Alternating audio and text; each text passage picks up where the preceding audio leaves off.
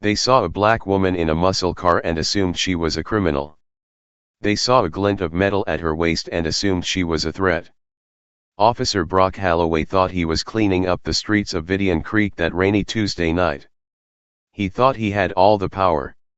He didn't know that the woman he just slammed face first into the gravel commands 40,000 troops and has the direct line to the chairman of the Joint Chiefs. He didn't arrest a suspect. He arrested a storm. And when Lieutenant General Althea Dubois makes her one phone call, the entire department is going to learn the terrifying difference between local authority and federal force. Buckle up. You are about to witness the most satisfying dose of karma in military history. October 14, 234 hours, Vidian Creek, Georgia. The rain wasn't just falling. It was hammering against the windshield of the charcoal gray 1969 Chevrolet SS like handfuls of gravel thrown by an angry god. Inside the cabin, the heater hummed a low, comforting note, fighting off the autumn chill that had settled over the backwoods of Georgia. Lieutenant General Althea Dubois adjusted her grip on the steering wheel, her hands, usually gloved and resting on tactical maps or briefing doses, were bare. She was tired. It was a bone-deep exhaustion that didn't come from physical exertion, but from the weight of the 3 stars on her shoulder, stars that were currently hanging in a garment bag in the trunk along with her Class A dress blues. She was dressed in civilian clothes, a dark navy turtleneck, tailored tactical trousers that looked like cargo pants but cost $400, and heavy leather boots. She was driving back from Fort Benning to D.C., taking the scenic route to clear her head after burying Sergeant Major Thomas Topomale, the man who had saved her life in Fallujah 20 years ago. She checked the rear-view mirror. Nothing but darkness and the red streak of her tail lights painting the wet asphalt. Then the world turned blue. The blinding strobe of a police light bar cut through the darkness, reflecting off the wet trees and flooding the interior of her vintage car. Althea didn't flinch. She didn't panic. She had stared down insurgents in the Arandab River Valley. A traffic stop in rural Georgia was not going to spike her heart rate. She checked her speedometer. She was doing 54 in a 55 zone. Check your 6 Elia, she whispered to herself, a habit from the field. She engaged the turn signal, slowed the heavy beast of a car down smoothly, and pulled onto the gravel shoulder. The gravel crunched loudly as the tires settled. She put the car in park, killed the engine, but left the keys in the ignition. She rolled down the window, letting the cold rain and the smell of wet pine invade the warm sanctuary of the car. Then she placed both hands on the top of the steering wheel, 10 and 2, fingers spread, visible. In the side mirror, she watched the officer approach. He was moving tactically, hand hovering near his holster.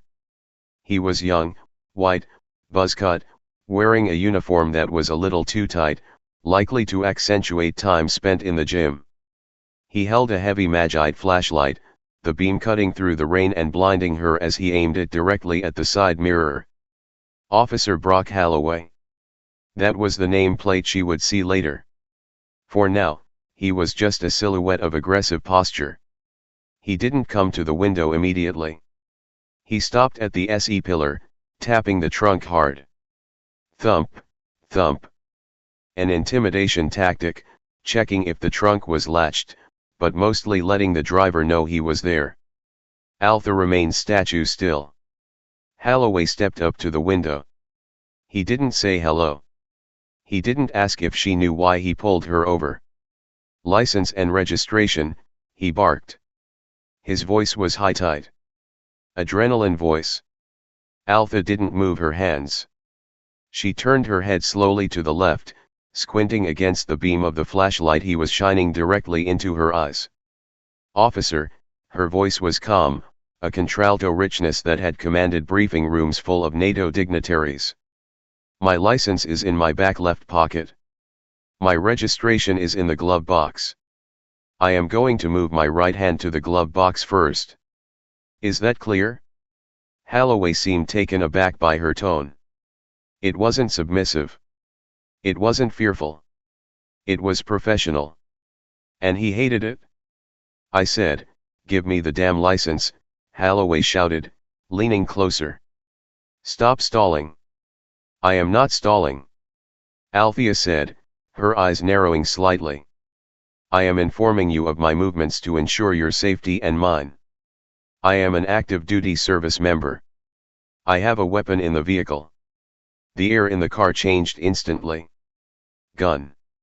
Holloway screamed, stumbling back a step and drawing his service pistol. "Show me your hands. Get your hands up now. Now." Althea didn't flinch at the sight of the Glock 17 pointed at her head. She kept her hands locked on the wheel.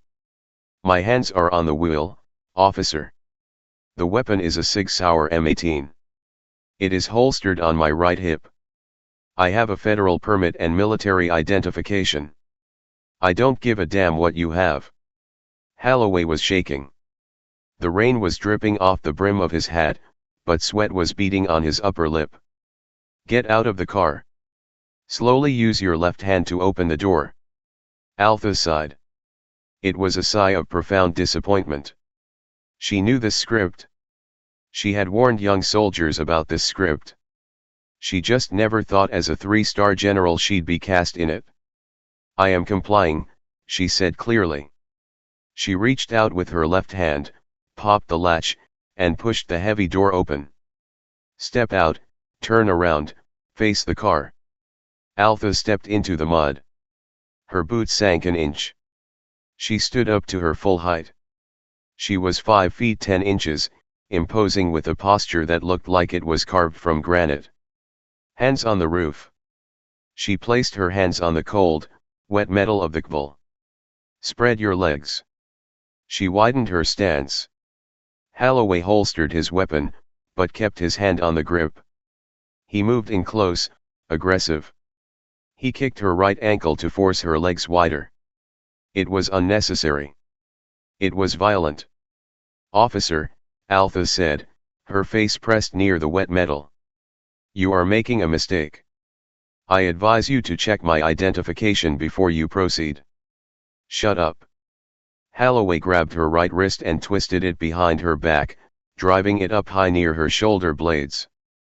Pain shot through her rotator cuff, an old injury from a helicopter crash in Syria. But she didn't make a sound. "You people think you can roll through my town with your fancy cars and your guns." Holloway hissed in her ear, his breath smelling of stale coffee and peppermint tobacco. "Not on my watch, you people," Althea repeated, her voice dropped an octave. It was the voice she used right before she ordered an airstrike. "Officer Holloway, read the name on the ID." He ignored her. He slapped the cuffs on her right wrist, then yanked her left arm back. Click, click. The steel bit into her skin. He ratcheted them tight. Too tight. It was punitive. He reached around to her waist and ripped the Sig Sauer from her waistband. He looked at it.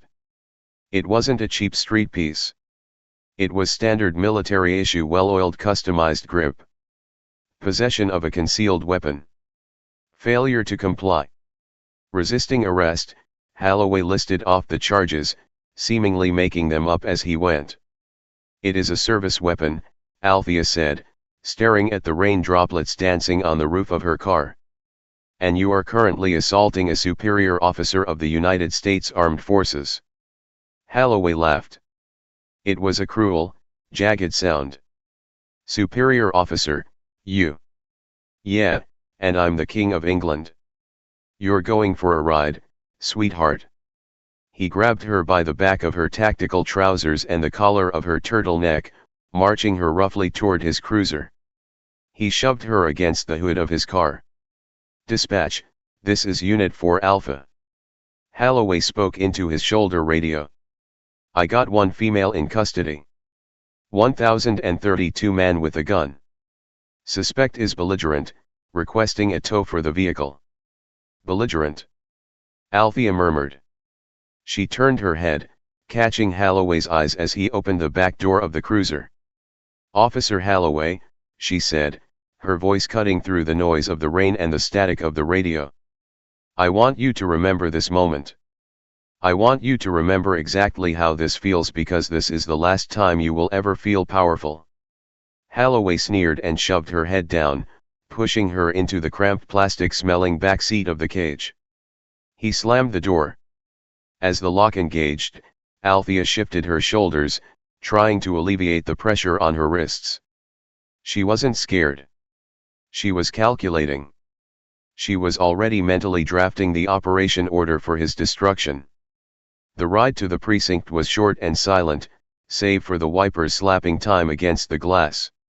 Althea sat awkwardly, the hard plastic seat digging into her back, her hands numb from the circulation being cut off. She watched the town of Vidian Creek pass by, a blur of strip malls, gas stations and decaying Southern Gothic architecture. Holloway drove with one hand on the wheel, typing on his laptop with the other. He was likely running her plates now. Chavavel comes back to an Althea Dubois. Holloway called back, a smug tone in his voice. Clean record. Probably stole the identity, too, huh? Or maybe you're a mule. That's it, isn't it? Moving drugs in a classic car. Think the cops will be too busy looking at the paint job to check the driver? Althea didn't respond. She was practicing tactical breathing. In for 4, hold for 4. Out for 4. They pulled into the rear bay of the Vidian Creek Police Department. It was a brick fortress built in the 70s and clearly not updated since. The automatic door rattled open and Holloway drove into the sally port. He hauled her out of the car with the same unnecessary roughness.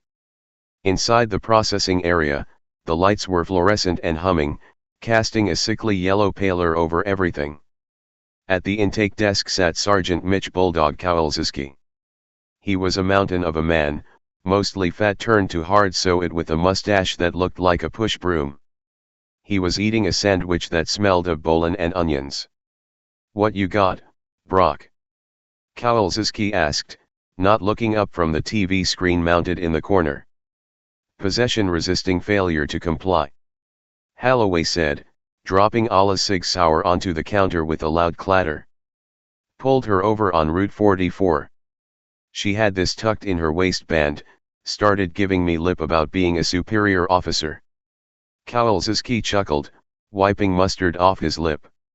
He finally looked at Althea. He looked her up and down, his eyes lingering with a mixture of contempt and boredom.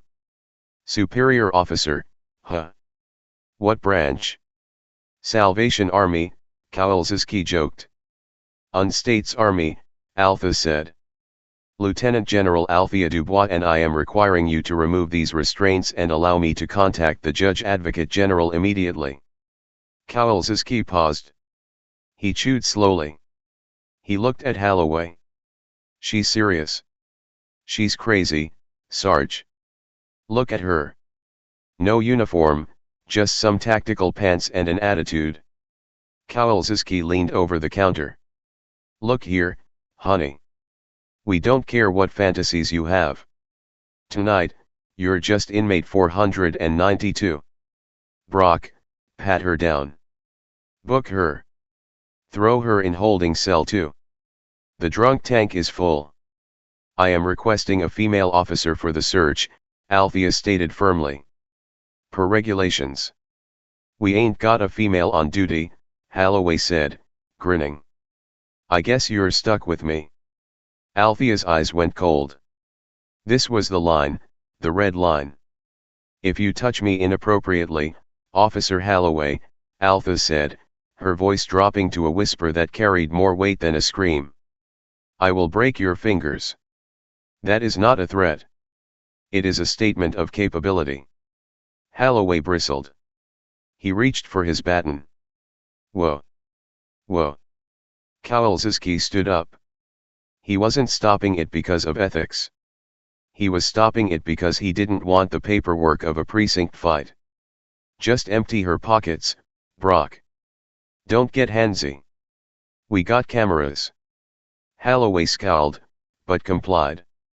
He reached into her pockets, pulling out a slim leather wallet and a heavy encrypted military smartphone. He opened the wallet. He pulled out the ID card. It wasn't a standard driver's license. It was a common access card vertical with the gold chip. But underneath that was another card, a laminated card with the holographic seal of the Department of Defense. Holloway stared at it. He squinted. "What is it?" Kowalski asked. Says Lieutenant General Holloway, read his brow furrowing. "Department of the Army.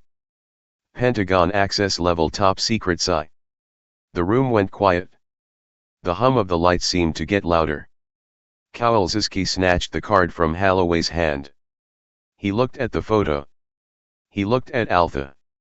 Alpha stood there, hair slightly messed from the rain, wrists bound, radiating an aura of absolute command. "It's fake," Kowalski said, tossing the card back on the counter. But his voice lacked conviction. "You can buy these online. China makes them. Top secret, please." If she was a general, she'd have a detail. She'd be in a limo. She was driving a '69 Chevelle, Sarge Holloway added, trying to regain his confidence. "High value, probably stolen from a collector." "Process her," Kowalski ordered, sitting back down. "Run the prints. If the ID is real, the system will flag it. Until then, she sits in the cage." Holloway grabbed Althea's arm again. "You heard the SGE. Let's go." He dragged her to a holding cell at the end of the hall. It was a 6x8 cinder block room with a steel toilet and a concrete bench. He shoved her inside. "Wait," Althea said before he could close the door. "My phone call? I am entitled to one phone call. After booking is complete," Holloway said. "Maybe in an hour, if you behave." He slammed the heavy steel door. The lock engaged with a sound like a tomb ceiling. Alpha stood in the center of the cell. She didn't sit on the filthy bench. She closed her eyes. She assessed her assets. She was locked up, disarmed, disrespected. But they had made a fatal error. They had left her wallet and her phone on the intake counter, assuming they were just personal effects to be bagged later. They hadn't put them in the evidence locker yet.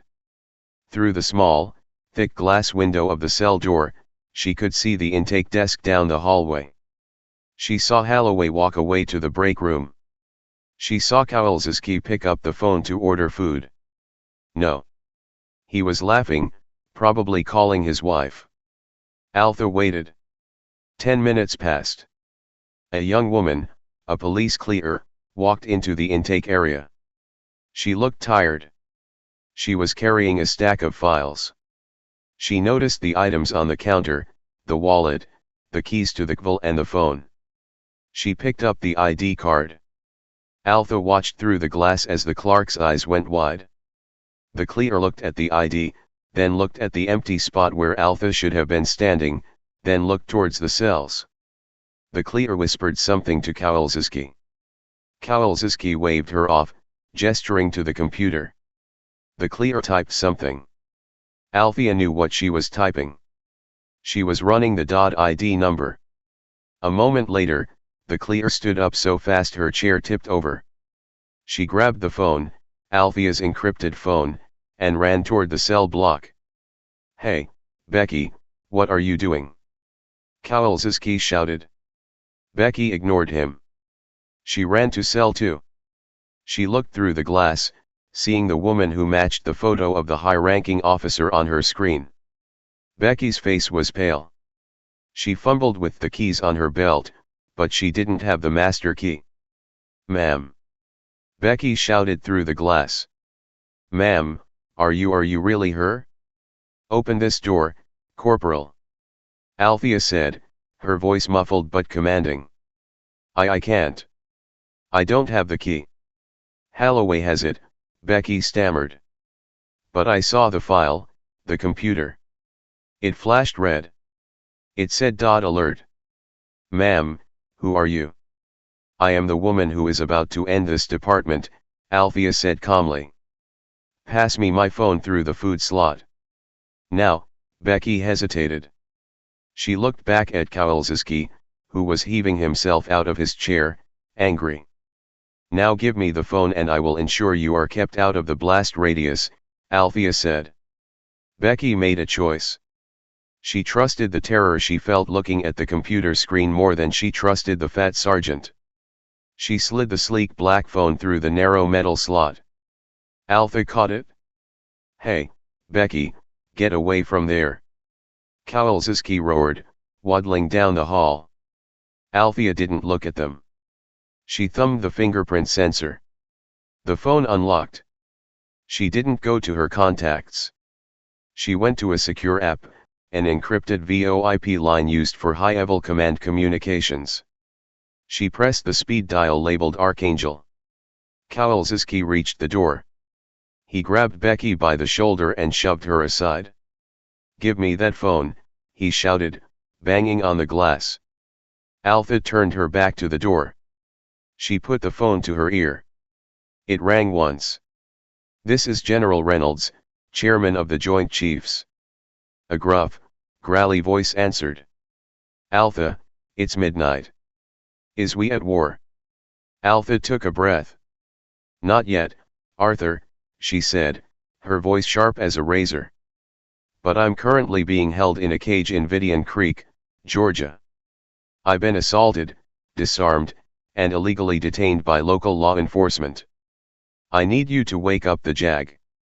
And Arthur, Jesus Christ, Althea, say the word. Send the cavalry, she said. I want them to hear the rotors. Vidian Creek Police Department. 00:15 hours. Sergeant Bulldog Kowalski was red in the face. He had finally managed to wrestle the phone away from the woman in cell 2, but not before she had finished her sentence. Send the cavalry, she had said. Kowalski stared at the black device in his hand. The screen was dark now. He looked through the glass at Althea. She had returned to the center of the cell, standing with her back, straight hands clasped behind her back, staring at the concrete wall as if it were a tactical map. She looked less like a prisoner and more like a predator waiting for the cage door to rot away. Who are you talking to? Kowalski demanded, his voice echoing in the small block. You think calling your boyfriend is going to help you? You just added destruction of evidence and unauthorized use of equipment to your rap sheet. Althea turned slowly. Her expression was pitying. I wasn't talking to a boyfriend, Sergeant, she said softly. And I suggest you put that phone down very carefully. It is classified government property. Tampering with it is a federal felony. You're full of it? Holloway scoffed, walking back in from the break room with a fresh cup of coffee. He looked energized, high on the power trip of the night. Becky quit shaking. She's a con artist. I've seen him before. Stolen valor types. Becky the young clerk was back at her desk typing furiously. Sarge Brock, I'm telling you, the system is locked. I tried to pull up her file again to add the charges and the screen just went black. It's asking for a Department of Homeland Security authorization code. Computer glitch, Holloway dismissed. This whole place is falling apart. It's not a glitch, Althea called out from the cell. It's a containment protocol. You ran my ID. The system alerted the National Military Command Center.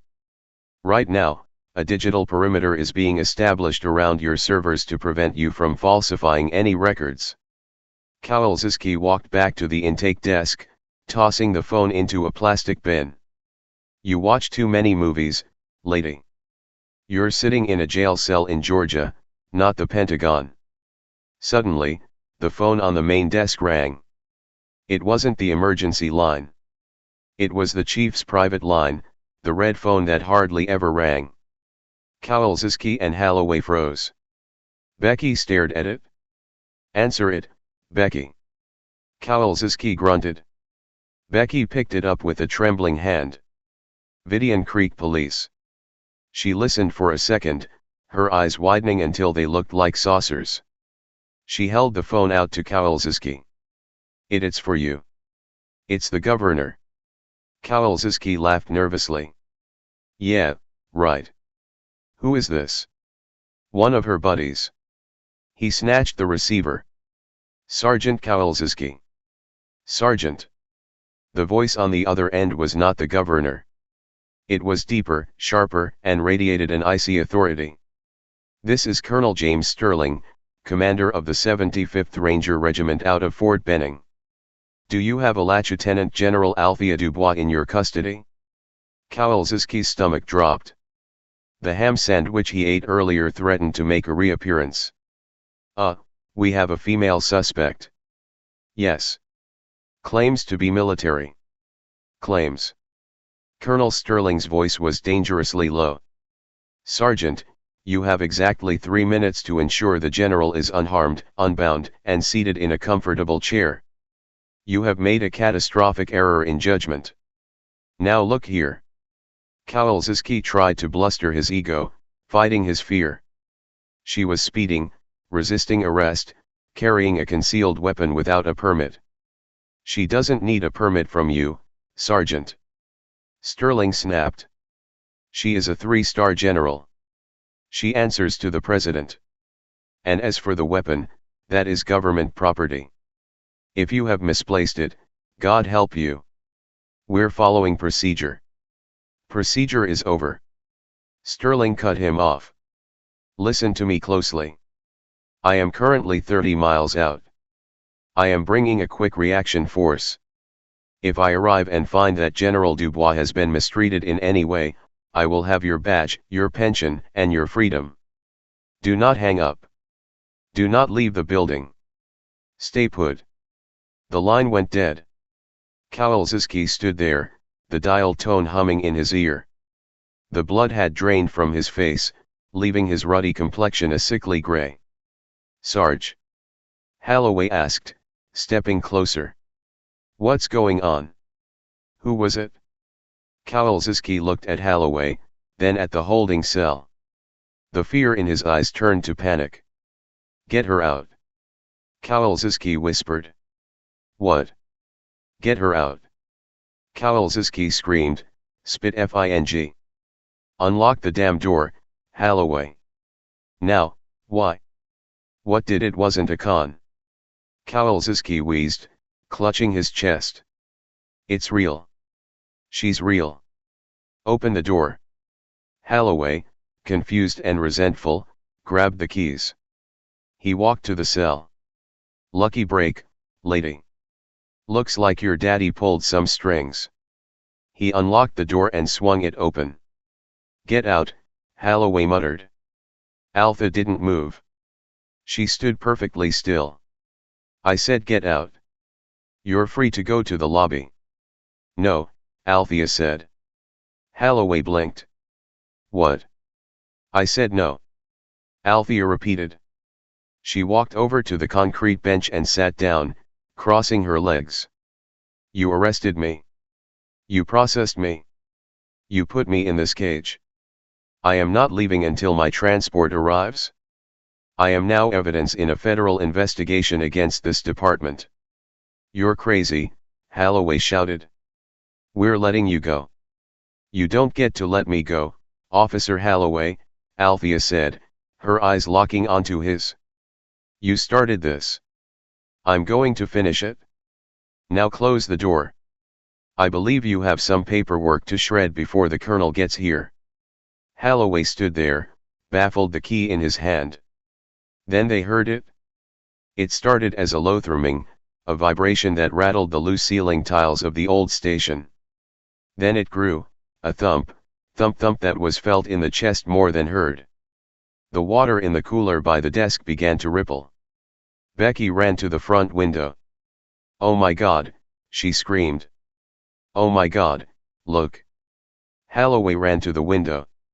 Outside, the rain had stopped, but the sky was filled with lights. Not police lights, searchlights.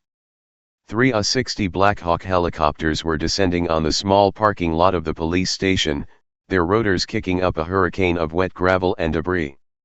The downdraft bent the old oak trees in the front lawn almost double. Are those Army? Holloway stammered. They're not just Army, Kowalski said, sinking into his chair defeated. They're Rangers. The parking lot of the Vidian Creek Police Department was chaos. The floodlights from the Blackhawks turned the night into a blinding white day. As the skids of the lead chopper touched the asphalt, the side doors slid open. Soldiers poured out. They weren't standard infantry. They were elite. Multicam uniforms, high-cut helmets with night vision mounts, plate carriers, and M4 carbines at the low ready. They moved with a fluid, terrifying precision. Perimeter, go, go, go. 12 soldiers fanned out, securing the exits of the small police station. They weren't pointing guns at the officers yet, but their presence alone was an act of dominance. Leading the charge was Colonel James Sterling. He was a tall man with a face that looked like it had been chiseled from flint, wearing a beret and a raincoat over his dress uniform. He didn't run. He stalked toward the front door. Inside the station, Holloway backed away from the window. This is excessive force. They can't do this. This is a police station. Shut up, Brock. Kowalski hissed. The front doors of the station flew open with a bang. Colonel Sterling marched in, flanked by 2 military police MP officers who were the size of linebackers. Sterling stopped in the middle of the lobby. He looked at Becky, who was cowering behind a file cabinet. He looked at Kowalski, who was sweating through his uniform. Finally, his eyes landed on Holloway. "Where is she?" Sterling barked. The volume wasn't loud, but it filled the room. Kowalski pointed a shaking finger toward the back hallway. "Cell 2, she wouldn't come out." Sterling sneered at them. "You're lucky she's patient. If she had decided to come out on her own, you'd be in the hospital." Sterling marched down the hallway to cell 2. The MPs followed. Holloway stood frozen. He couldn't process it.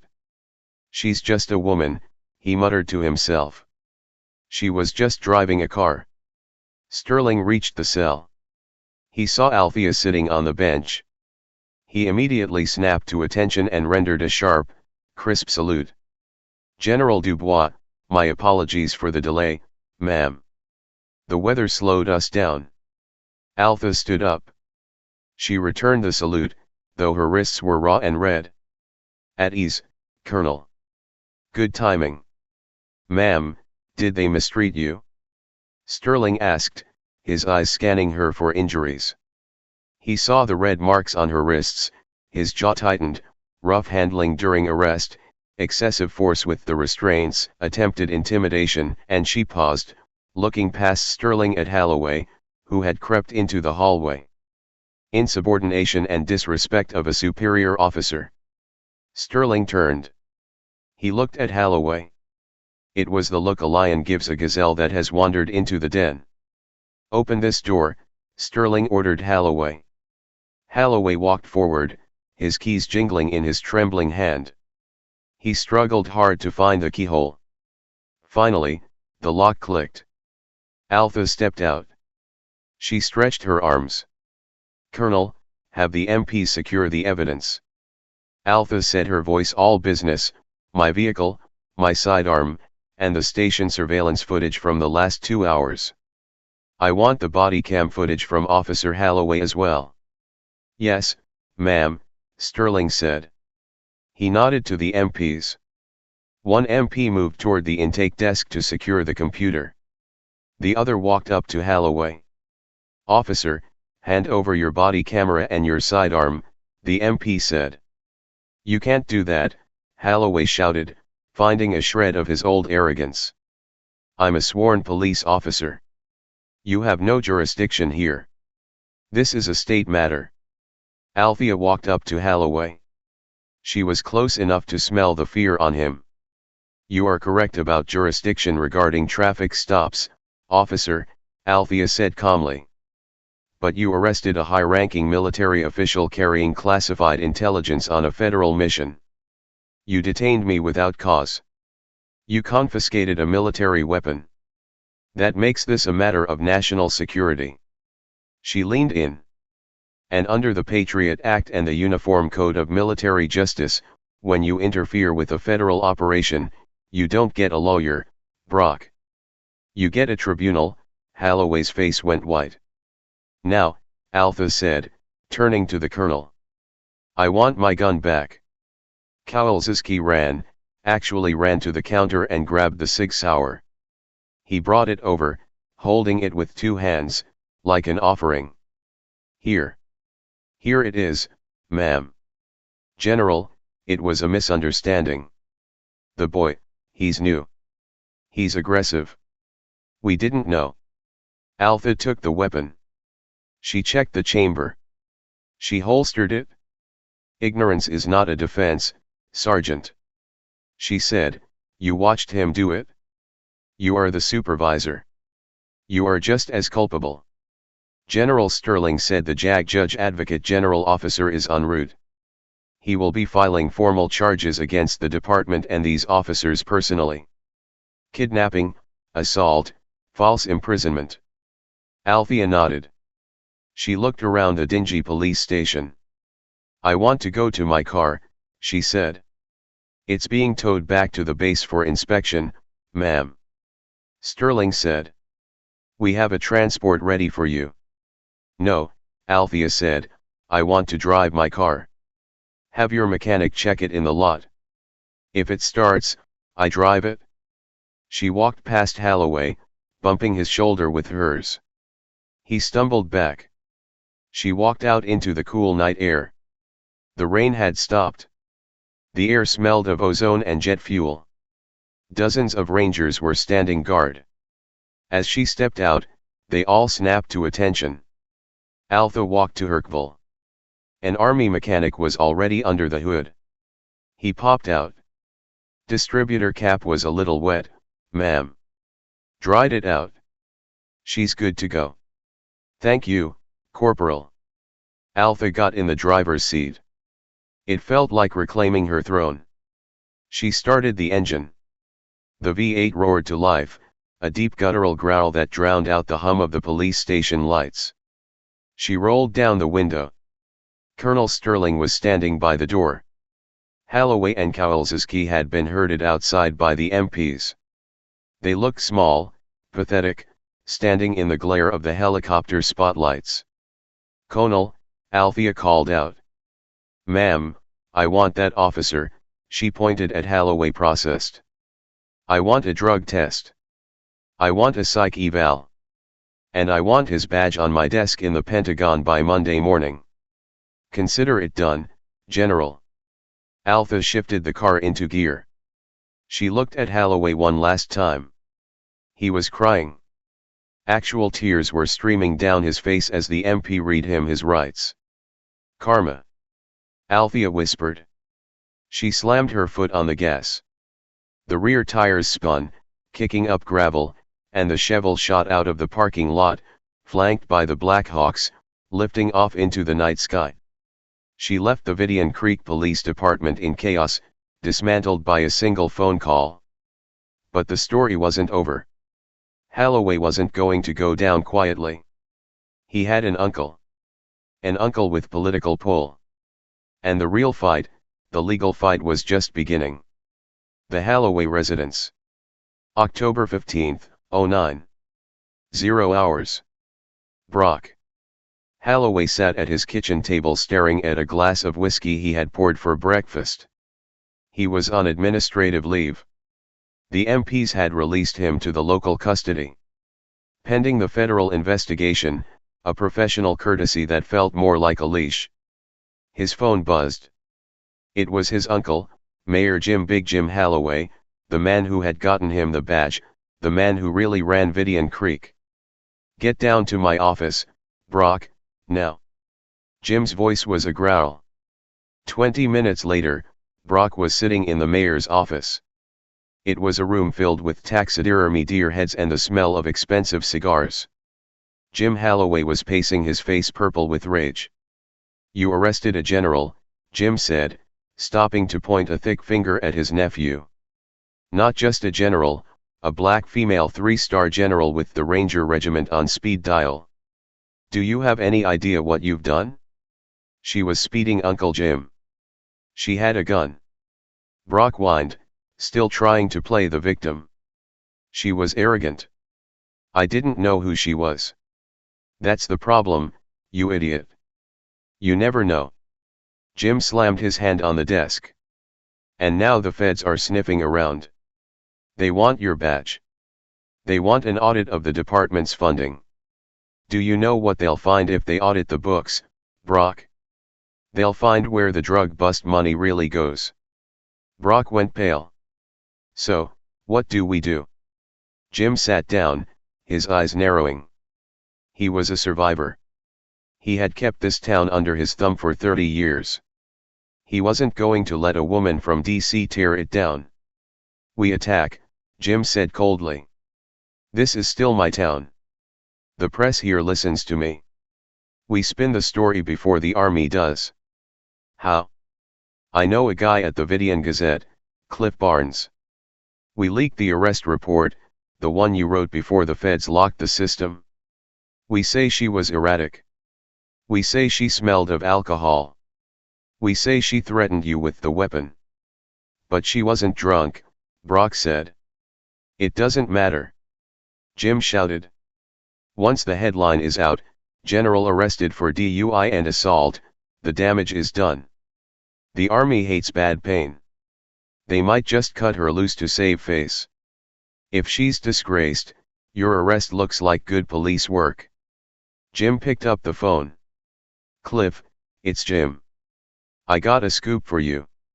You're going to want to clear the front page. It's about that ruckus at the station last night. Yeah, we got a rogue general endangering our streets. He hung up and smiled, a shark-like smile. By noon, she won't be a hero. She'll be a scandal. The Pentagon, Washington, D.C. October 15, 13 hours. General Althea Dubois sat in her office. It was quiet, stark, and modern. She was back in uniform, Army Service green, her chest heavy with ribbons. Distinguished Service Medal, Bronze Star with Vice Purple Heart. She was reviewing the after-action report of the incident when her aide, Major Sarah Jenkins, walked in. Sarah looked worried. Ma'am, have you seen the news? Althea didn't look up. Local or national? It started local, ma'am. Vidian Gazette, but it's trending on Twitter. Fox and CNN just picked it up. Sarah placed a tablet on the desk. The headline screamed, out of control. Army general arrested in Georgia for drunk, disorderly, and threatening officer. The article was a masterpiece of fiction. It quoted anonymous sources claiming Althea was swerving across lanes, slurring her words, and had pointed a gun at a young hero cop's face. It painted Brock Holloway as a humble public servant protecting his town from a power-drunk bureaucrat. Althea read it. She didn't blink. She didn't frown. She scrolled to the comments. Typical elite behaving like they own the law. Strip her rank. Back the blue hero cop. Althea set the tablet down gently. They're trying to dirty the waters. Althea said softly. They think if they throw enough mud, the Pentagon will back off to avoid the press. It's working, Mom. Sarah said.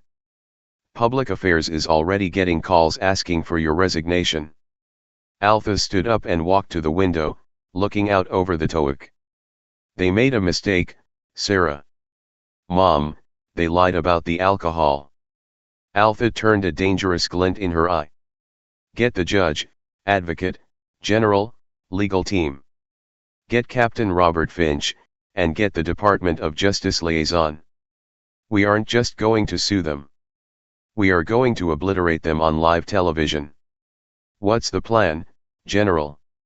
We're going to hold a press conference, Althea said, and we're going to play a movie. Vidian Creek Town Hall. October 16, 10:00 hours. Mayor Jim Holloway stood at the podium in front of the town hall. A crowd of locals had gathered holding signs that said support Officer Holloway and law and order. The national media was there, too, cameras aimed like weapons. Jim was in his element. He was sweating, preaching, playing the victim. "My nephew did his job," Jim bellowed into the microphone. "He stopped a dangerous driver. And how does the federal government repay him? By sending helicopters? By threatening our town? This is government overreach at its finest." The crowd cheered. Brock stood behind his uncle wearing a suit, looking solemn and persecuted. "General Dubois thinks she is above the law," Jim continued. "But in Vidian Creek, nobody is above the law. Is that so, Mr. Mayor?" The voice boomed across the square, amplified by a speaker system that was much louder than the mayor's. The crowd turned. Two black SUVs had pulled up to the curb. Standing next to one was Captain Robert Finch, a JAG lawyer with a face like a hawk. Next to him was a man in a dark suit, the U.S. District Attorney for the Northern District of Georgia. And stepping out of the rear vehicle was General Alpha Dubois. She was in full dress blues. She looked immaculate. She looked like Judgment Day. The crowd fell silent. Captain Finch stepped forward, holding a remote control. A large LED screen had been set up on the back of a flatbed truck parked nearby, presumably rented by the Army's PR team for this exact moment. "Mayor Holloway," Finch said, his voice calm but projecting clearly. "You and your nephew released a statement yesterday claiming General Dubois was intoxicated, belligerent, and initiated a confrontation." "That's the truth," Brock shouted. "I smelled the liquor." "Interesting," Finch said. "Because General Dubois does not drink alcohol ever. But we don't need to debate. We have the footage." "What footage?" Jim stammered. "The body cam was corrupted." "No." Finch corrected. "You hoped it was corrupted, but the Army seized the hard drives before you could delete the files. We recovered everything, including the audio from your cruiser." Finch pointed the remote at the screen. The video played. It was crystal clear. The audio was perfect. The crowd watched the giant screen. They saw Althea's car driving perfectly straight. They heard aggressive shouting. They saw Althea's calm, compliant hands on the wheel. On screen, Holloway. "I don't give a damn what you have. Get out of the car," the crowd murmured. This didn't look like a drunk driver. This looked like a professional soldier dealing with a hysterical child. Then came the kicker, the footage from inside the cruiser. "Ankerson Holloway. Superior officer. You yet. And I'm the King of England. You people think you can roll through my town." The racism was subtle but palpable. The disrespect was undeniable. Then the final nail in the coffin, the audio from the intake desk, which had also been recorded. On screen, Kowalski. If she was a general, she'd have a detail. Just inmate 492. On screen, Becky. The system. It says top secret. On screen, Holloway. She's a con artist. Stolen valor. The video ended with the clip of Holloway twisting her arm unnecessarily hard. A clear act of brutality against a compliant suspect. The silence in the town square was deafening. The support officer Holloway signs were lowered. The locals looked at each other uncomfortable. They had been lied to. Captain Finch turned to the mayor. "Mayor Holloway, that video proves false arrest, assault battery, civil rights violations, and filing a false police report. But that's not why the district attorney is here." The man in the dark suit stepped forward. "Mayor Holloway," the DA said, "in your haste to cover this up, you made a phone call to the Vidian Gazette. We have a warrant for your phone records. Attempting to frame a federal officer to influence a Department of Defense investigation is a federal crime. It's called conspiracy to obstruct justice." Jim Holloway's face went from purple to ash gray. And the DA continued, "Since we had to audit the department to investigate the general's arrest, we found the discrepancies in your budget, the missing funds, the kickbacks. The sirens started, not from the local police station, but from the SUVs. Federal agents in FBI windbreakers emerged from the crowd where they had been waiting. Brock Holloway. James Holloway, the DA said. You are under arrest. Brock tried to run. He actually turned and sprinted towards the alley. Don't, Althea shouted. It was a command, not a plea. Brock froze. A female FBI agent tackled him into the dust. The crowd watched as their hero cop was cuffed face down in the dirt, crying for his uncle. Jim Holloway was led away in handcuffs. His head hung low, the cameras flashing, capturing the real story this time. Althea walked up to the podium the mayor had just vacated. She adjusted the microphone. She looked at the townspeople. She didn't look angry. She looked disappointment. A uniform, she said, her voice echoing through the silent square, is a heavy thing to wear. It is a symbol of trust. When you use it to bully, to intimidate, to hate, you don't just disgrace yourself. You disgrace every man and woman who has died wearing one. She looked at the camera lens of the news crew that had printed the lies. Truth, she said, always arrives. Sometimes it just takes a tank to deliver it. She turned and walked away. But the story wasn't quite over. Althea had won the battle, but she had one more stop to make. She had to visit the one person in this town who had tried to do the right thing. Vidian Creek Police Department, October 16, 140 hours. The dust had settled in the town square, but the atmosphere inside the police station was furial. The FBI was currently boxing up files in the mayor's office, and temporary federal administrators were running the precinct. Corporal Becky Thorne sat at her intake desk, staring at a cardboard box. She had just been told by the acting shift commander, a crony of the former mayor, that her services were no longer required due to her breach of protocol in handing a prisoner a phone. She sniffled, wiping her eyes with the sleeve of her uniform. She was 24 with student loans and a sick mother. She had done the right thing, and it had cost her everything. The front doors opened.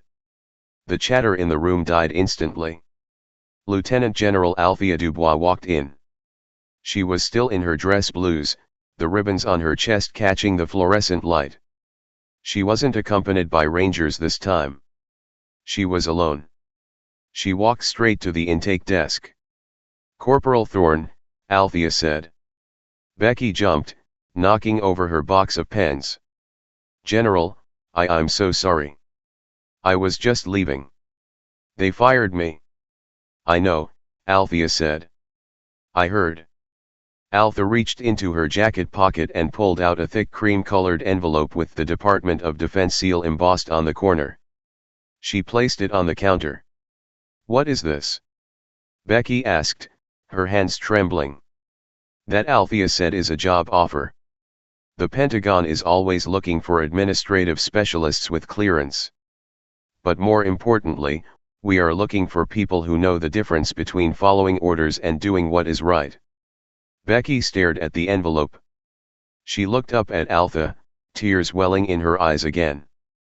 But I'm just a clear from Georgia and I'm just a soldier from Chicago. Althea smiled, a genuine warm expression that transformed her face. You showed courage, Becky. When your superiors told you to ignore the truth, you chose to act. That is called integrity. And in my line of work, integrity is the only currency that matters. Althea leaned in closer. The pay is double what you make here, and the benefits include full relocation for you and your mother to DC. Becky grabbed the envelope like it was a lifeline. Thank you, Mom. Thank you. Don't thank me. You earned it. Althea turned to leave. As she walked towards the door, the remaining officers, the ones who had stood by and watched Holloway abuse his power, lowered their heads. They couldn't look her in the eye. Justice in the federal system is not swift, but it is crushing. 6 months later, The trial of United States v. Brock Holloway concluded. The defense tried to argue stress and a lapse in judgment. The prosecution, armed with the body cam footage and Alpha's testimony, argued deprivation of rights under color of law. 18 U.S. Code 242. Brock Holloway was sentenced to 15 years in federal prison with no possibility of parole. The judge cited his arrogance and malice as aggravating factors. The young man who thought he ruled the road was now inmate 89,304 in a maximum security facility. His uncle, former Mayor Jim Holloway, fared worse. The FBI audit triggered by Alpha's arrest uncovered a decade of money laundering and embezzlement. He was indicted on RICO charges. He received 25 years. The Holloway dynasty in Vidian Creek was erased overnight. As for Lieutenant General Althea Dubois, she never spoke publicly about the incident again. She didn't go on talk shows. She didn't write a book. On a rainy Tuesday night, exactly 1 year later, she was driving her charcoal gray 1969 Chevelle SS down a quiet highway in Virginia. The rain hammered the roof. The heater hummed. She looked in the rear-view mirror. No blue lights, just the road behind her. She tapped the steering wheel, a small smile playing on her lips. She thought of Brock Holloway sitting in a cell. She thought of Becky working in the Pentagon. The universe has a way of balancing the scales, she thought. Sometimes it uses karma. Sometimes it uses luck. But sometimes it uses a United States Army general with a muscle car and a very important phone call. And that is the story of how one corrupt officer picked the absolute worst driver to pull over. It's a powerful reminder that true strength isn't about being loud or aggressive. It's about knowing exactly who you are and wielding your power with precision. General Dubois didn't just save herself. She cleaned up an entire town and proved that no badge gives you the right to be a bully. If you enjoyed this story of massive satisfying karma, please smash that like button. It really helps the channel grow. And if you want to see more stories about justice served cold, make sure you subscribe and hit the notification bell so you never miss a video. What would you have done if you were in the general's shoes? Let me know in the comments below. Thanks for watching and I'll see you in the next.